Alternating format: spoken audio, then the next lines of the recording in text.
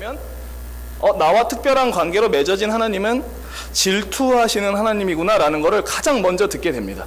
그러니까 모세 말고 이스라엘 백성들 입장에서는요, 처음 듣게 된 하나님에 대한 설명이 질투하시는 하나님이라는 겁니다.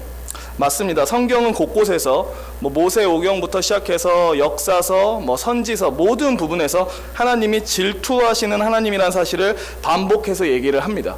이 질투하시는 하나님이 우리가 믿고 있는 하나님이고요.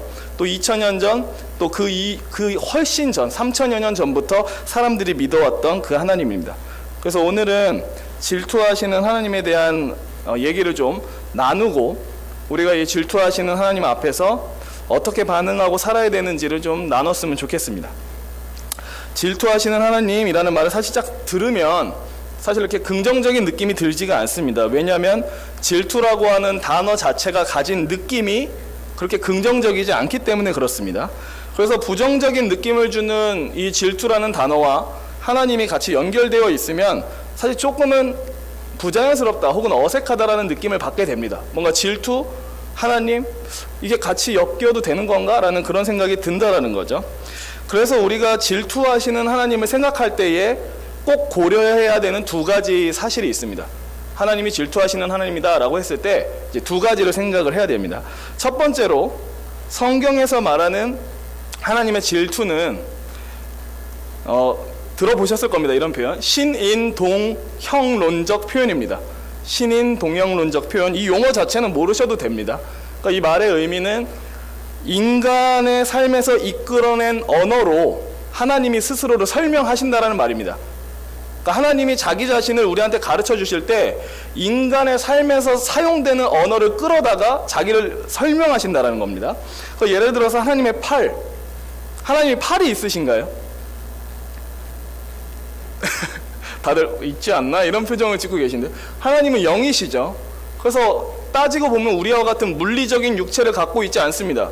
그럼 하나님이 팔이라고 했을 때 엄밀히 말해서는 하나님은 영이셔서 우리와 같은 물리적인 팔이 없어야 맞습니다. 그죠? 근데 그럼에도 불구하고 하나님은 자신의 손이 짧으냐, 자신의 팔이 약하냐, 이런 표현을 쓰십니다. 왜 쓰실까요? 인간의 언어를 차용해서 자신을 설명함으로 우리가 하나님을 잘 이해하도록 돕기 위해서 그렇습니다. 하나님의 팔, 하나님이 들으신다, 하나님이 보신다, 하나님이 분노하신다, 기뻐하신다, 이런 모든 표현이 다 그런 겁니다. 신인 동형론적 표현입니다. 마치 하나님이 우리 인간과 되게 유사한 것처럼 하나님이 스스로를 설명하신다라는 거죠. 하나님이 그런 표현을 쓰시는 이유는 눈높이 교육을 하시는 겁니다. 하나님을 우리한테 어떻게 하면 가장 잘 이해시킬 수 있을까라고 하나님이 스스로 생각하시건대 인간의 언어, 인간의 삶에서 쓰는 용어로 자신을 설명하는 것이 가장 좋다라고 판단하셨기 때문에 그렇습니다. 근데 여기서 조심해야 될 사실이 있습니다. 하나님이 분명히 자기 스스로를 설명하실 때 인간의 언어를 쓰곤 있지만 그 인간의 언어가 하나님을 완전히 설명하지 못한다라는 겁니다. 그러니까 우리가 이걸 항상 고려해야 됩니다. 분명 하나님은 인간의 언어로 자신을 설명하지만 그것은 우리의 이해를 돕기 위해서 그렇게 하시는 것일 뿐, 인간의 언어 자체가 하나님을 완전히 설명하는 건 불가능하다라는 겁니다. 생각을 해보시면 우리는 유한한 존재고 하나님 무한하신 존재입니다. 유한한 인간의 언어로 무한하신 하나님을 설명하는 것 자체가 어폐입니다. 죄로 물들어 타락한 인간의 생각과 언어를 가지고 거룩하고 순결하신 하나님을 설명한다는 것 자체가 역부족이라는 것을 우리는 알게 됩니다. 예를 들어서 성경은 하나님이 진노하신다라는 표현을 많이 씁니다. 근데 우리는 하나님이 진노하신다라고 할 때 그것을 별로 달가워하지 않습니다. 하나님이 진노하신다, 하나님이 우리한테 분노하신다, 이런 얘기를 들으면 기분이 좋지 않아요. 여러 가지 이유가 있겠지만 우리가 그것을 들었을 때 기분이 좋지 않은 이유 중 하나는 하나님의 진노라는 그 단어가 주는 좋지 않은 어감 때문에 그렇습니다. 왜 우리는 진노, 분노라는 단어를 들으면 안 좋은 감정이 먼저 들까요? 그것은 우리가 이 세상에서 살면서 부당한 진노와 어떤 분노, 화를 많이 당해봤기 때문에 그렇습니다. 예를 들어서 부모가 자녀에게 부당하게 쏟는 분노를 우린 겪어봤고요. 직장 상사가 부하들에게 쏟는 어처구니 없는 화를 우린 당해봤습니다. 때로는 각 사람이 자기의 자존심이나 이기심 때문에 상식 없이 분출하는 분노, 그러니까 이런 못된 분노를 우리가 많이 경험해 봤습니다. 그래서 분노라는 것 자체가 우리한테는 되게 좋지 못한 것, 무언가 비상식적인 것, 무언가 당황스러운 것, 이런 식으로 느끼게 됩니다. 그래서 하나님이 진노하신다, 분노하신다라는 말을 들으면 우리가 경험해왔던 분노를 생각하는 거죠. 아, 하나님도 어처구니 없는 분노를 우리한테 쏟으시는 건가? 하나님도 우리한테 폭군 같은 진노를 쏟으시는 건가? 하나님도 우리한테 부당한 화를 내시는 건가? 라는 느낌이 들 때가 있습니다. 왜냐하면 우리가 인간의 삶을 경험하면서 경험해본 진노가 다 그런 종류의 것이기 때문에 그렇죠. 하지만 하나님의 분노는 뭐 인간의 분노처럼 불완전하거나 어리석거나 변덕스럽지 않습니다. 하나님은 스스로 가지고 계신 법과 기준에 헌신되어 있으시고요. 그 헌신된 기준에 따라 정확하게 판단하시고 정확하게 진노하십니다. 그러니까 필요 이상의 진노를 하시는 일도 없고 필요 이하의 진노를 하시는 일도 없습니다. 진노할 일이 있으면 마땅히 진노할 만큼만 진노하십니다. 인간의 진노와는 되게 달라요. 우리는 때로는 이 사람한테 한 10이 만점이라고 했을 때 한 5회 정도로만 화를 내야겠다라고 해놓고서는 화를 내다 보면 스스로 화를 돋구는 바람에 5로 화를 내야 되는데 막 8로 화를 낼 때가 있습니다. 혹은 마땅히 이건 10으로 화를 내서 꾸짖어야 되는데 사람 눈치 보느라 한 3 정도로밖에 못 꾸짖을 때가 있습니다. 그러니까 제가 말씀드리고 싶은 것은 인간이 분노하고 인간이 진노하는 것은 올바르지도 못하고 정확하지도 못하다라는 겁니다. 그런데 하나님의 진노는 그렇지 않다라는 겁니다. 똑같은 진노라는 단어를 쓰고 있지만 하나님의 진노는 인간의 진노와 다릅니다. 그분은 정확히 진노하시고 마땅히 진노해야 할 때만 진노하십니다. 인간의 진노와 같이 변덕스럽지 않고 그분의 진노는 순결하고 정확합니다. 그러니까 마찬가지로 제가 이 설명을 왜 드렸냐면 하나님이 질투하는 하나님이라고 할 때 이 질투가 인간 세상에서 발견되는 어떤 고약하고 치졸한 질투가 아니라는 것을 기억하시라고 말씀드리는 겁니다. 용어가 같을 뿐, 하나님이 같은 단어를 갖고 자신을 설명할 뿐, 또 우리는 그 단어에 대해서 어떤 이해를 갖고 있던지 간에 인간에게 대해서 적용되는 만큼 하나님한테 적용하면 안 된다는 겁니다. 그래서 일단은 먼저 하나님의 질투라는 말을 들었을 때 이 질투라는 표현 자체는 신인 동형론적 표현, 그러니까 인간의 표현을 끌어다가 하나님을 설명한 말이구나, 이 말 자체가 하나님을 완전히 설명하진 못하는구나 라는 것을 기억하셔야 됩니다. 두 번째로 질투에는 2가지 종류가 있습니다. 한 가지 질투는 악덕이고요, 또 한 가지 질투는 미덕입니다. 그러니까 좋지 못한 질투가 있고 좋은 질투가 있다는 겁니다. 그러면 좋지 못한 질투란 무엇인가? 다 알고 계십니다. 이런 겁니다. 나는 네가 가진 그것을 갖고 있지 못해. 나는 그것을 원하는데 네가 그것을 갖고 있다는 것을 난 참을 수 없어. 이런 종류의 질투가 있습니다. 곧 자신이 갖지 못한 것, 그런데 남은 가진 것, 그래서 나는 그게 탐이 납니다. 근데 문제는 뭐냐면 남이 가진 그것을 내가 탐을 내곤 있는데 그걸 당장 소유할 수 없습니다. 그럴 때 사람은 분함을 느끼면서 질투라는 감정을 느낍니다. 그렇죠? 근데 이 질투는 좋지 못한 감정입니다. 옳지 못한 질투입니다. 우리는 살면서 이런 종류의 질투를 많이 갖죠. 남이 가진 무언가, 뭐 집이든 차든 그 무엇이든 간에 그것을 보면서 나도 저것을 갖고 싶다.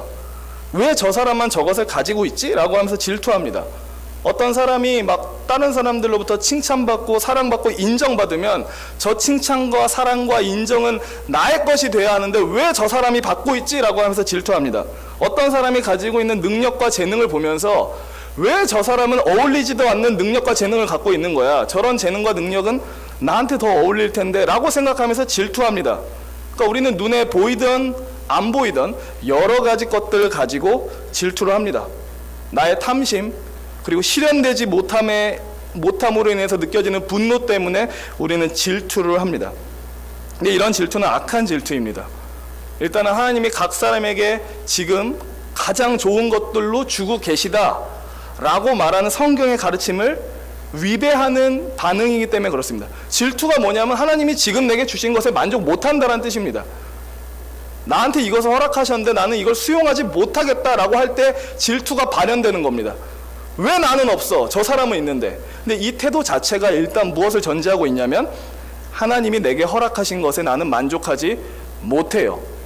하나님은 나한테 무언가를 더 주셔야 되는데 잘못 주셨습니다 라는 생각이 이미 깔려 있는 겁니다. 그래서 이런 질투는 악합니다. 그리고 또 이런 질투는 위험한 이유가 무분별하고 성급한 행동을 저지르게 만들기 때문에 그렇습니다. 가끔 뉴스 보면 이제 흉흉한 소식이 들리는데 그중 하나는 어떤 남자가 옛 연인을 폭행하거나 살해했다라는 소식이 들려올 때가 있습니다. 그러니까 질투에 눈이 멀어서 옛 연인이 딴 남자한테 가버렸는데 그 미련을 버리지 못하고 그 여자를 때리거나 죽이는 이 일들이 변변치 않게 일어납니다. 왜냐하면 질투가 갖고 있는 성격 자체가 성급하고 무분별하고 어떤 강박에 시달려 있기 때문에 그렇습니다. 하지만 말씀드리고자 하는 것은 하나님의 질투는 이러한 종류의 질투가 아닙니다. 하나님은 자신이 갖지 못해서 분해하는 질투심을 느끼실 필요가 없습니다. 내가 저것을 갖고 싶은데 갖지 못하고 있다. 아, 분하다. 질투심이 느껴진다. 이게 하나님한테 있을 수가 없습니다. 왜 하나님한테 그러한 질투가 있을 수가 없냐면 그분이 온 세계의 창조자이자 온 피조물의 소유자이기 때문에 그렇습니다. 그러니까 이 세상 모든 것들 가운데 하나님의 것이 아닌 게 없습니다. 그러니까 하나님이 더 갖지 못해서 안달난 그러한 종류의 것은 없다라는 겁니다. 그러니까 탐심으로 말미암아 일어나는 사악한 질투가 하나님 안에서 자리할 수 없다라는 거죠. 또 다른 종류의 질투가 있습니다. 이제 안 좋은 질투를 얘기를 했으니까 올바른 질투에 대해서 얘기를 하겠습니다. 이 질투는 정상적이고 좋은 질투입니다. 어떤 부부가 있습니다.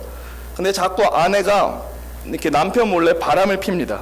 남편 앞에서 눈에 뻔히 보이는 거짓말을 하면서 계속 외간 남자들을 만나고 다닙니다. 그럼 이때 남편이 보여야 할 반응이 무엇이죠? 나는 당신을 존중하니까 외간 남자를 만나는 일에 대해서 나는 아무런 얘기를 하지 않겠어. 이래야 정상적인 반응인가요? 이건 완전히 비정상적인 반응입니다. 정상적인 반응은 뭐냐면 격렬한 질투의 반응을 보여야 됩니다. 화라산같이 타오르는 질투를 발해야 합니다. 만약 남편이 아내에게 이러한 질투와 분노의 감정을 느끼지 않는다면 그거는 아내한테 문제가 있기 전에 남편한테 큰 문제가 있는 겁니다. 그리고 만약에 반대로 남편이 아내의 그 바람기 때문에 큰 질투를 바라고 분노한다면 그것은 매우 정상적인 겁니다. 왜 이 질투는 허용될까요? 왜 이 질투는 정상적인 질투일까요? 이 질투는 두 사람 간의 사랑의 관계를 보호하기 위해서 발휘된 질투이기 때문에 그렇습니다. 내가 나의 배우자와의 관계를 계속해서 지켜나가고 싶다라는 열심에서 나온 감정이기 때문에 그렇습니다. 그러니까 관계를 지키고 사랑을 지키고 결속을 지키기 위해서 일어나는 질투는 성경이 악하다고 얘기하지 않는다는 거죠. 오히려 그것을 지켜야 되는데도 불구하고 질투하지 않을 때 악하다라고 얘기를 합니다. 구약 성경은 이러한 질투, 그러니까 사랑을 지키고자 하는 열심에서 흘러나오는 질투를 정당하다고 얘기를 합니다. 민수기에 보면 재밌는 소재가 하나 나오는데요. 의심의 소재라는 게 나옵니다. 뭔지 다 아시죠?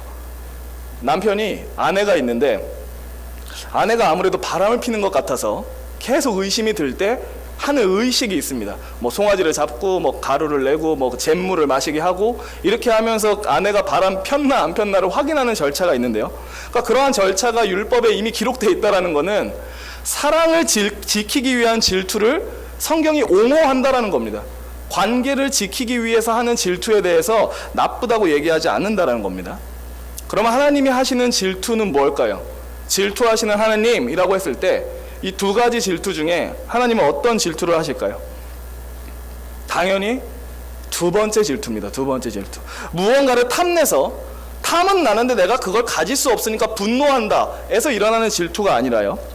하나님은 자기와 언약을 맺어서 특별한 관계로 엮어진 그 백성을 사랑하시기 때문에 그 사랑의 관계를 지키고 싶어서 질투하신다라는 겁니다.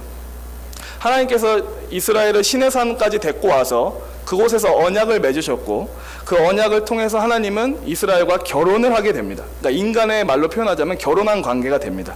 그래서 하나님은 스스로를 나는 이스라엘의 남편이다라고 말씀을 하시고요. 이스라엘 백성들은 너는 나의 신부다라고 말씀하십니다. 부부가 되었기 때문에 하나님은 이제 아내가 된 이스라엘에게 너희가 아내로서 나한테 지켜야 할 마땅한 의무를 설명하겠다라고 얘기하면서 쭉 나열하시는 게 십계명인 거죠. 근데 만약 하나님과 이렇게 특별한 관계로 맺어졌음에도 불구하고 하나님이 아닌 다른 신들을 섬기고 다른 신들을 사랑하고 우상 숭배를 하게 되면 하나님은 그것을 무엇으로 보냐면 나의 아내가 간음을 저질렀다라고 판단을 하시고 거기에서 질투와 복수심을 갖게 됩니다. 이스라엘은 나의 아내인데 이스라엘이 자꾸 다른 신을 섬기고 우상한테 절하는 것이 영적 간음으로 판단되어서 하나님이 질투하시고 진노하신다는 거죠. 에스겔 말씀에 보면 예루살렘 성 안에서 버젓이 우상이 서 있고 예루살렘 성 안에서 사람들이 하나님이 아닌 우상을 향해 예배하는 장면이 나옵니다. 그 우상을 가리켜 하나님은 이렇게 말씀하십니다. 질투의 우상, 곧 질투를 일어나게 하는 우상이라고 하나님이 말씀하십니다.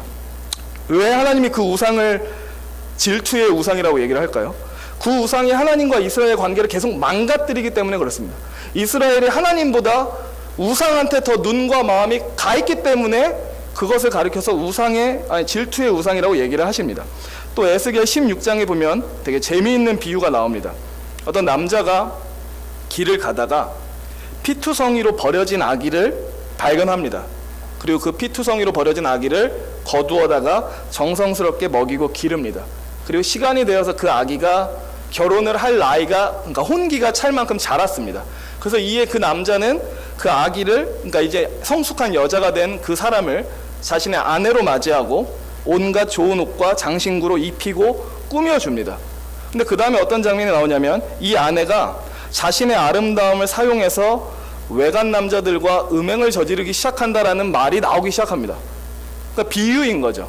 무엇을 비유하는 거냐면 여기서 피투성이가 된 아기를 주운 남자는 하나님을 가리키는 거고, 길러서 결혼해서 좋은 것들로 입히고 꾸며 주었더니 외간 남자와 바람피는 이 여자는 이스라엘을 가리키는 겁니다. 그러니까 이스라엘이 마치 하나님 앞에서 행하는 짓이 바람난 여자와 같이 행동한다. 계속 엉뚱한 남자한테 하지 못할 행동을 계속한다라고 말씀을 하시는 거죠. 이에 하나님이 그러한 이스라엘에게 말씀하십니다. 내가 또 간음하고 사람의 피를 흘리는 여인을 심판한 같이 너를 심판하여 진노의 피와 질투의 피를 내게 돌리고, 하나님이 말씀하세요. 내가 이스라엘 너희를 징계할 건데 어떻게 징계할 거냐면 간음하는 여자와 같이 너를 징계할 것이다. 그리고 나는 분노와 질투의 피를 너에게 돌릴 것이다 라고 말씀하십니다. 그러니까 하나님이 질투라는 말을 꺼낼 때 여지없이 전제되는 사실이 하나 있습니다. 그건 뭐냐면 하나님이 이스라엘을 자기의 아내로 삼으셨고 자신은 이스라엘의 남편이 되었다라는 사실, 둘이 특별한 언약으로 맺어졌다라는 사실을 끊임없이 얘기를 하십니다. 그것을 미리 깔고 너와 나는 특별한 관계로 묶였는데 왜 자꾸 엉뚱한 것에 눈을 돌리느냐, 너의 마음과 시간을 다 쏟느냐라고 얘기하면서 질투하신다는 거죠. 너와 나의 사랑을 지켜야 되는 것이 아니냐, 왜 너와 나의 사랑을 하찮게 여기느냐라고 계속해서 질투하신다는 겁니다. 칼빈은 10계명 2계명 우상을 만들지 말라, 나는 질투하는 하나님이니라를 이렇게 설명합니다. 여호와는 종종 우리에게 남편의 자격으로 말씀하신다. 하나님은 참되고 신실한 남편의 모든 직무를 수행하시면서 우리에게 사랑과 정숙을 요구하신다. 우리의 영혼을 사탄에게 팔아넘기지 말 것을 요구하신다. 그러니까 칼빈이 말한 것과 같습니다. 하나님은 우리 때문에 질투하십니다. 근데 하나님의 이 질투는 우발적이고 목적 없고 어리숙한 질투가 아닙니다. 우리를 향한 사랑, 변함없는 사랑에서 흘러나오는 감정입니다. 우리와의 사랑의 관계를 지키고 싶어하는 하나님의 열정이 표출된 게 하나님의 질투입니다. 그러니까 그분의 질투는 악한 것이 아닙니다. 그분의 질투는 막 부담스럽거나 좋지 않거나 거북한 그런 종류의 것이 아닙니다. 이제 질투하시는 하나님 앞에서 우리가 보여야 할 반응 3가지를 짧게 얘기하고 말씀을 마치겠습니다. 첫째, 우리가 질투하시는 하나님에 대해서, 하나님이 나 때문에 질투하신다는 사실을 우리가 황송함과 감사함으로 받아들여야 됩니다. 황송함으로 받아들여야 된다. 황송함으로. 외국 찬양 중에 그가 얼마나 사랑하시는지라는 찬양이 있습니다. 그 곡의 앞부분 가사가 이렇습니다. 그분은 나 때문에 질투하십니다. 폭풍 같은 그분의 사랑과 자비의 무게 앞에 나는 흔들리는 나무와 같습니다 라고 아주 멋지게 가사를 써놨습니다. 하나님이 저와 성도님들 때문에 질투하십니다. 우리가 하나님 외에 다른 것을 사랑하고 다른 것에 시선을 빼앗기고 쫓아가기 시작할 때 하나님은 우리를 향해 질투하십니다. 우리가 하나님보다 다른 것을 더 사랑함으로써 하나님과의 관계를 소홀히 여기고 가볍게 여기기 시작할 때 하나님은 우리를 향해서 맹렬히 질투하고 진노하십니다. 왜 그분이 질투하십니까? 부족함이 없는 분인데 왜 질투하십니까? 마치 무엇이 부족하기라도 한 것처럼 왜 우리를 잡지 못해서 안달이 나신 것처럼 보입니까? 그것은 우리를 향한 하나님의 사랑이 우리의 지성을 뛰어넘고 우리의 생각을 뛰어넘을 정도로 지극히 크기 때문에 그렇습니다. 우리와 맺은 특별한 사랑의 관계를 우리가 소홀히 여길지언정 하나님은 절대 그 특별한 관계를 소홀히 여기지 않기 때문에 그렇습니다. 하나님이 저와 성도님들 때문에 질투하십니다. 먼지와 같고 흠모할 만한 부분이 전혀 없는 우리에게 질투하실 정도로 큰 애정을 쏟고 계십니다. 그래서 우리가 이 하나님 앞에 보여야 할 첫 번째 반응, 황송함입니다. 황송함. 이 세상에 존재하는 어떤 피조물 중에 이 정도의 사랑을 하나님께 받은 존재는 없습니다. 질투의 사랑을 받을 만큼 하나님의 각별한 애정을 받은 피조물은 이 세상에 존재하지 않습니다. 하나님의 질투의 사랑 앞에 우리는 황송해야 합니다. 둘째로 우리가 하나님과 이렇게 특별한 관계로 맺어지기 위해서 예수 그리스도의 속죄가 있었음을 항상 기억하시길 바랍니다. 그러니까 죄인인 우리가 하나님과 화목하게 되고 또 하나님의 자녀이자 하나님의 신부이자 하나님의 기업으로 변화될 수 있었던 것은 순전히 예수 그리스도의 은혜 때문에 그렇습니다. 베드로가 얘기를 합니다. 그리스도께서 단번에 죄를 위하여 죽으사 의인으로서 불의한 자를 대신하셨으니 이는 우리를 하나님 앞으로 인도하려 하심이라. 아멘. 베드로가 얘기를 합니다. 왜 그리스도께서 오셔서 우리를 대신해 죽으셨는가? 우리를 하나님 앞으로 이끌기 위해, 하나님 앞으로 데려가기 위해, 그분과 특별한 관계를 맺을 수 있게 하기 위해 그렇게 하셨다라고 얘기를 하십니다. 그래서 우리는 항상 기억해야 됩니다. 이 질투의 사랑을 기억함과 동시에 우리가 이 사랑을 받을 수 있게 하신 분이 예수 그리스도시다. 그분이 없었다면 우리는 이것을 꿈꿀 수도 없었다라는 것을 항상 기억할 필요가 있습니다. 마지막으로 하나님이 우리와의 관계를 지키고 싶어서 열심을 내시고 그 열심에서 비롯된 질투를 바라시듯이 우리도 하나님을 향한 열심을 가져야 됩니다. 그러니까 우리도 하나님을 향한 신앙의 열심을 가져야 됩니다. 존 라일이 신앙의 열심을 이렇게 설명했습니다. 살든지 죽든지 건강하든지 병들었든지 부유하든지 가난하든지 사람들을 기쁘게 하든지 성나게 하든지 비난을 받든지 칭찬을 받든지 영광을 얻든지 수치를 당하든지 오직 하나님을 기쁘시게 하고 그의 영광을 촉진하는 것에 관심을 갖는 것, 이것이 바로 신앙의 열심이다 라고 얘기를 했습니다. 아주 길게 얘기했지만 간단하게 딱 한마디로 줄일 수 있습니다. 오직 하나님을 기쁘시게 하겠다. 나의 신랑 되신 하나님을 기쁘시게 하기 위해 내가 나의 모든 것을 쏟아붓겠다라는 일념으로 사는 게 바로 신앙의 열심입니다. 이런 신앙의 열심에 대한 예를 하나만 들겠습니다. 민수기에 나오는 아론의 손자 비느하스가 있습니다. 이스라엘이 시딤에서 머물고 있을 때에 모압 여자들이 자신의 아름다움을 가지고 이스라엘의 남자들을 꼬시기 시작합니다. 이스라엘의 남자를 꼬셔서 자기들과 음행을 저지르게 할 뿐만 아니라 그들이 섬기는 신 바알 부호를 함께 섬기도록 이스라엘 남자들을 유혹합니다.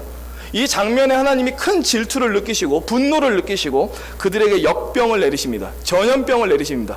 이스라엘 사람들이 하나하나 죽어가기 시작합니다. 이 심각한 상황 가운데 이스라엘 사람들은 하나님의 그 회막 앞에 모여서 울기 시작합니다. 살려달라고 울기 시작합니다.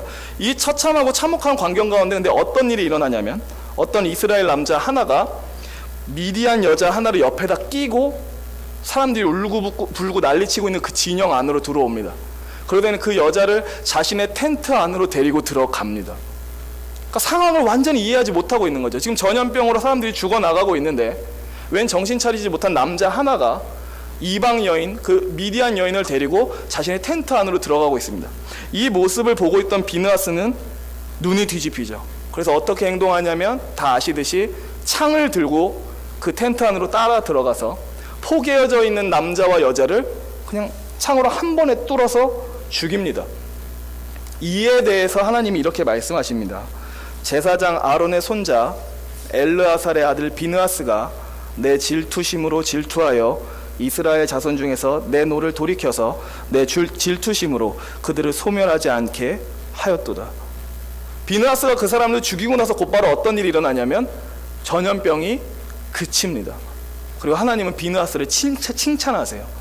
이 이스라엘 진영 사람들 중에 나의 질투심을 가지고 동일한 질투를 표현한 사람은 너 비느하스밖에 없다 라고 얘기하면서 쭉 비느하스를 칭찬하는 내용이 민수기 이후에 나옵니다.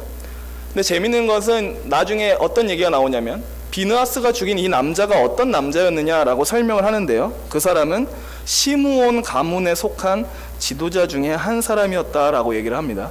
그러니까 비느하스가 죽인 게 어떤 평민을 죽인 게 아니라 시므온 지파에 속한 리더십 중 한 명을 죽인 겁니다. 그러니까 상상이 돼요. 그 시므온 지파의 지도자 중에 한 사람이었던 사람이 여자를 끌고 들어오니까 감히 건드리지 못했던 거죠. 평범한 사람이 아니라 시므온 지파를 대표하는 지도자 중에 한 명이었으니까.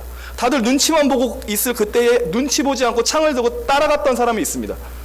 하나님을 기쁘시게 하겠다는 일념 하나로 사람들의 눈치 보지 않고 따라간 사람이 하나 있었습니다. 그 사람이 바로 비느하스였던 거죠. 뭐 우리가 비느하스처럼 하나님을 진노케 하는 사람을 전부 다 창으로 죽여야 된다, 이 얘기를 제가 하고 싶은 게 아닙니다. 제가 말씀드리고 싶은 것은 우리가 하나님의 영광과 그분의 기쁨을 위해서 그 정도의 헌신과 충성을 바쳐야 되는 게 옳지 않은가? 라고 말씀을 드리고 싶어서 그렇습니다. 말씀을 마치겠습니다. 하나님은 예수 그리스도의 핏값을 주고 산 우리 때문에 질투하십니다. 우리가 하나님 외에 다른 것에 눈과 마음을 빼앗겨 있을 때 질투하십니다. 우리가 하나님 외에 다른 무언가를 섬기고 사랑하고 쫓아다님으로 하나님과의 관계를 소홀히 여기기 시작할 때 질투하십니다. 우리에게 질투와 분노를 바라실 만큼 우리를 귀히 사랑하십니다. 그래서 이 자리에 계신 저와 성도님들 모두가 이 하나님의 거대한 사랑을 받아들일 뿐 아니라 묵상하고 이 앞에 신앙의 열심으로 반응할 수 있었으면 좋겠습니다.